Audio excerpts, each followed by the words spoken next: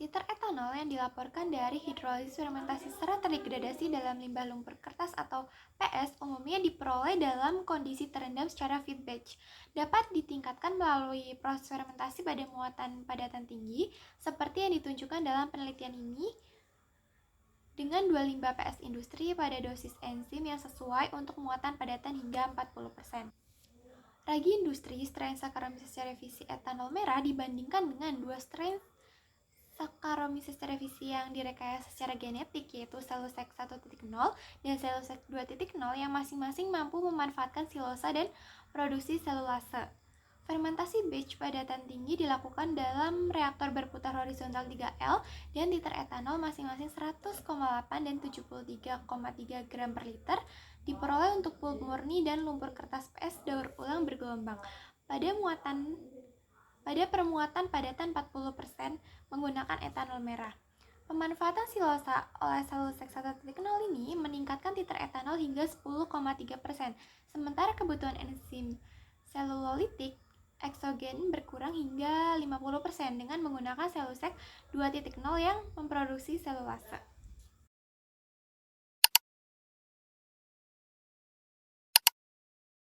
Etil alkohol. Etil alkohol atau yang lebih dikenal dengan etanol merupakan bahan kimia organik dari jenis alkohol dengan rantai tunggal. Etanol dikenal dengan nama alkohol dalam bidang komersil. Etanol merupakan salah satu produk hasil fermentasi dari bahan yang mengandung gula sederhana, pati, atau bahan berserat lainnya. Bioproses etanol dapat diawali dengan pemecahan gula atau pati menjadi bentuk sederhana yang berlangsung dengan hidrolisis atau reaksi enzimatis. Etanol yang dihasilkan dari proses fermentasi dapat digunakan dalam berbagai keperluan, antara lain sebagai pelarut, disinfektan, sebagai bahan baku industri kimia, bahan bakar, dan sebagai bahan minuman. Selanjutnya yaitu limbah kertas. Limbah kertas merupakan bahan buangan sisa proses produksi maupun pemakaian yang mengandung berbagai komponen seperti selulosa, hemiselulosa, lignin, bahan ekstraktif, larutan Cl2, hidrogen peroksida, asam parasetat, dan sebagainya. Dengan karakteristiknya yaitu warna yang kehitaman atau keruh, bau khas, kandungan soda yang tinggi, dan tahan terhadap oksigen biologis. Lumpur limbah kertas terdiri dari serat yang terdegradasi dalam padatan yang mengendap dari klarifikasi air limbah dari pabrik kertas, bubur kertas, tisu, dan kemasan. Selanjutnya yaitu fermentasi padatan tinggi.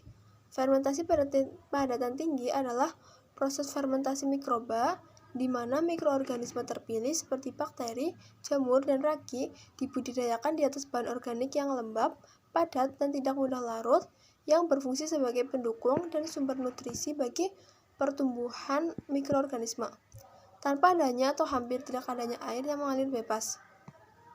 Hal ini dianggap sebagai pendekatan pengolahan makanan yang penting dan layak untuk biokonversi limbah agroindustri organik.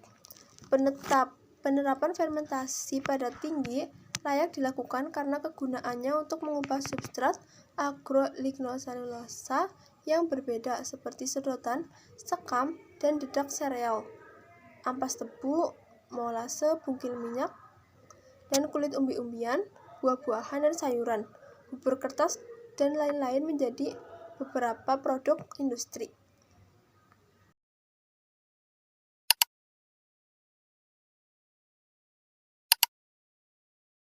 Metode pertama itu bahan baku limbah lumpur kertas. Dua limbah PS yang berbeda yaitu daur ulang gelombang dan pulp murni disumbangkan oleh dua pabrik pulp dan kertas di Afrika.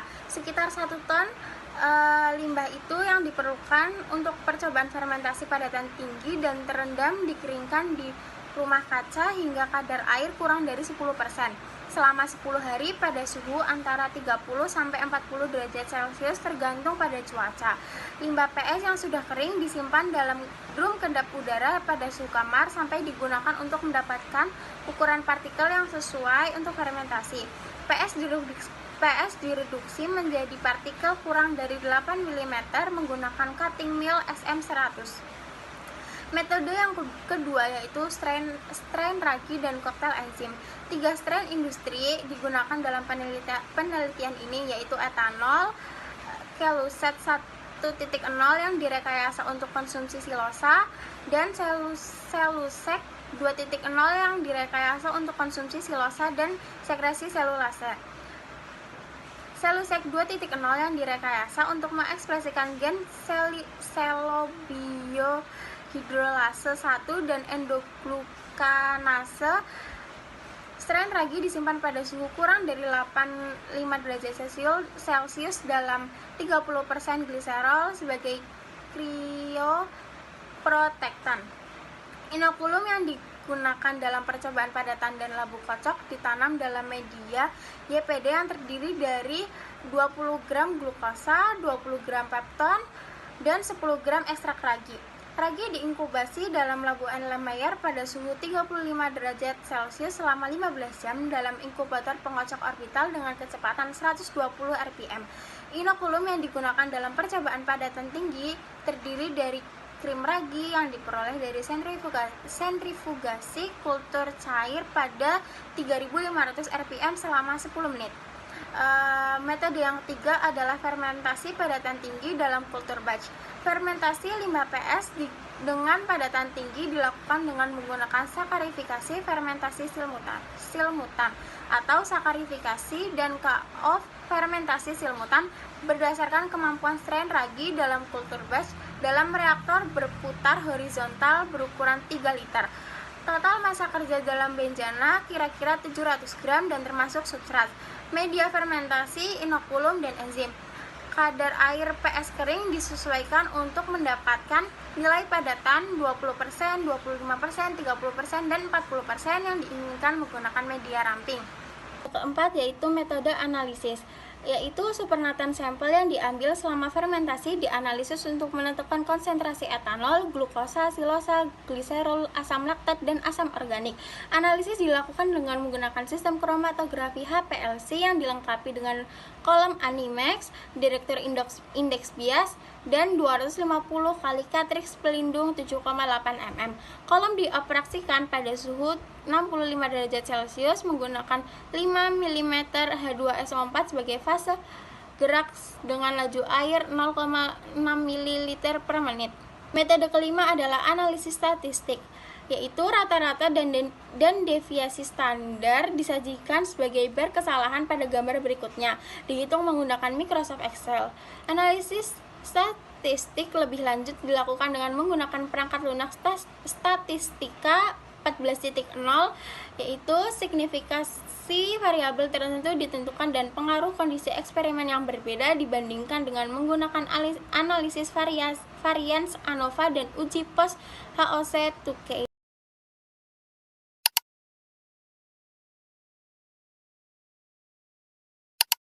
Yang pertama adalah untuk komposisi kimia dari lumpur kertas, di mana di sini adalah kandungan dari polisakarida, lignin, dan abu dengan komposisi kimia yang dihasilkan bisa dilihat pada tabel nomor 1, di mana untuk sampel limbah murni yang diperoleh dari pulping kraft dari kayu yang masih muda itu memiliki kandungan selulosa dan hemiselulosa tertinggi, di mana masing-masingnya yaitu mencapai 29,5% dan 6,47%. Sedangkan untuk sampel dari serat daur ulang itu memiliki kandungan abu yang jauh lebih tinggi, yaitu sekitar 41,1%.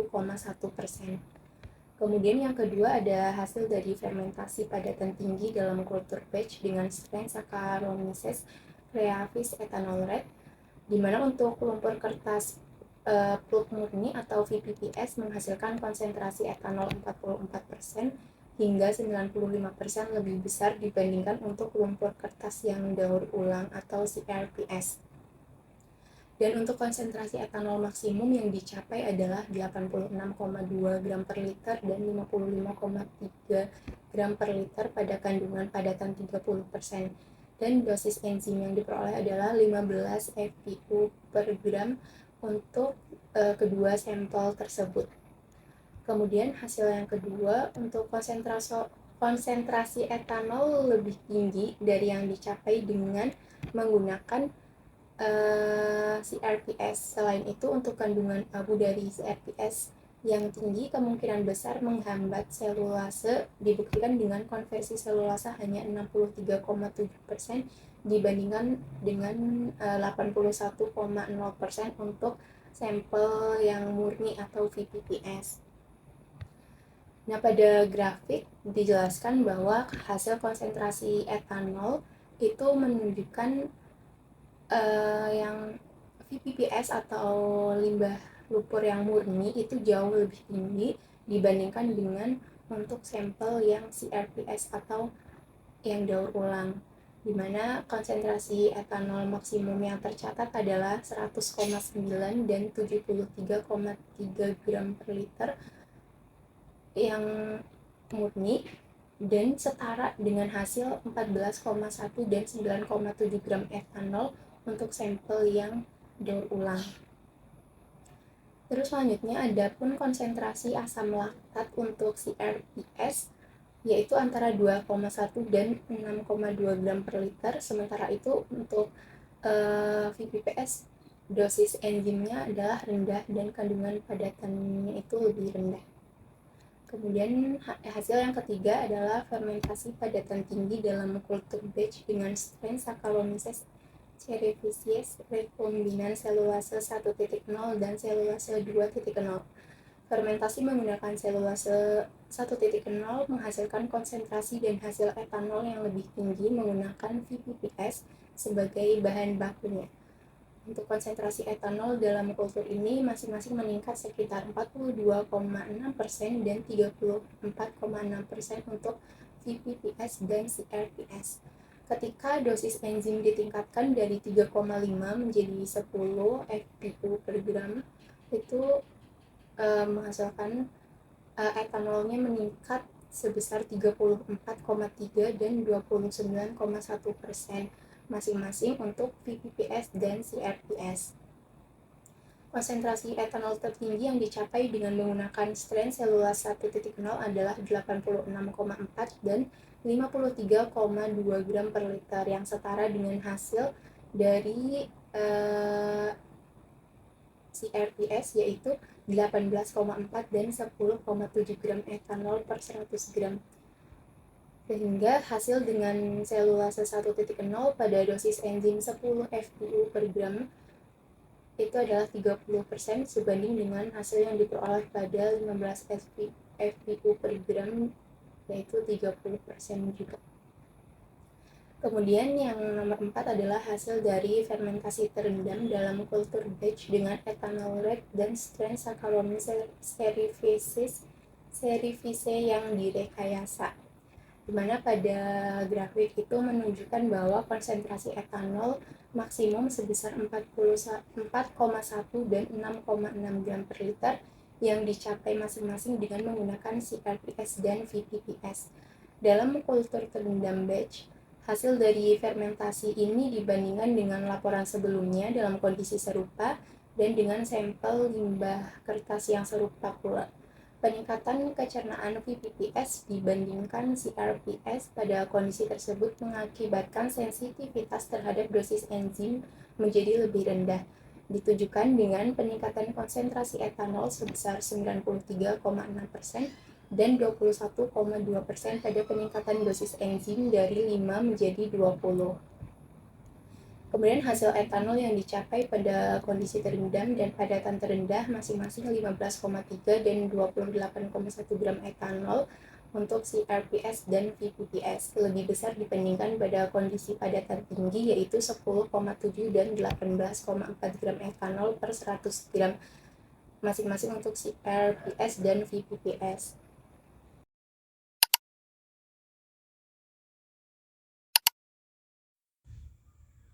Studi ini menunjukkan kelayakan kultur VPPS dan CRPS padatan tinggi dengan titer etanol hingga 101,8 gram per liter sebanding dengan produksi etanol generasi pertama. Peningkatan produksi etanol dari pemanfaatan silosa dan pengurangan kebutuhan enzim ini menunjukkan manfaat ragi tingkat lanjut dalam memaksimalkan kinerja fermentasi etanol generasi kedua. Meskipun konsentrasi etanol yang diperoleh dalam penelitian ini jauh melebihi konsentrasi hasil yang dilaporkan untuk fermentasi generasi kedua, pendekatan padatan tinggi ini berdampak pada hasil etanol. Temuan penelitian ini mungkin juga berlaku untuk sampah organik dengan kadar air tinggi lainnya, seperti sampah makanan yang dihasilkan dalam jumlah yang jauh lebih besar dibandingkan sampah PS.